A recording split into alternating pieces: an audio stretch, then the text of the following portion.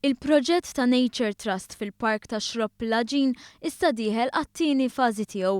Hekk qal il-President Eżekuttiv ta' Nature Trust Vincent Attard qal li għal dawn l-aħħar snin din l-għaqda ħadet ħsieb dan il-post li jżuruh ma' 12,000 persuna fis-sena. Sanna t-tieni fażi tal-proġett hawnhekk fejn baqa' parti mill-bini ġie restawrat fejn ħajkun ċentru ta' riabilitazzjoni għall-annimali slavaġ Maltin bħal anfut, il-friken tal-baħar, il-frifet il-lejl u anki inkomplu nżidu l-edukazzjoni fuq il-post biex nies li jiġu wkoll jitalmu fuq il-biodiversità Maltija anki ngħinu l-ekoturizmu ta' L-ewwel fażi ta' dan il-proġett kienet lesta ftit ta' snin ilu, hekk kif Nature Trust kienet ħadet f'idejha l-eks kwartieri tal-istazzjon Deutschwell fl-inħawi ta' Xropp Laġin.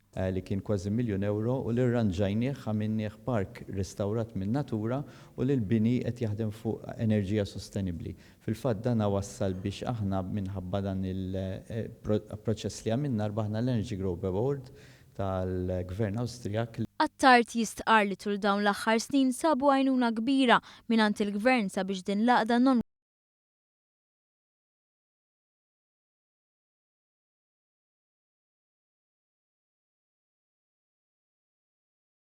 Għamlu bħal huwa l-ekoskola pereżempju fejn jitlu tfal u nittamaw li din il-ħidma li nagħmlu flimkien tkompli tejjeb biex tkawdi l-ekonomija Maltija, s-soċjetà u anki l-ambjent Malti.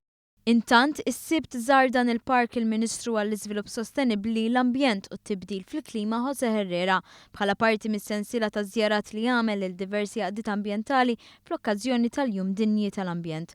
Huwa saħaq dwar l-importanza li l-għaqdiet ambjentali jkunu sħab mal-Gvern biex jieħdu ħsieb postijiet bħal dawn hekk kif il-Gvern waħdu ma jistax jagħmel dan.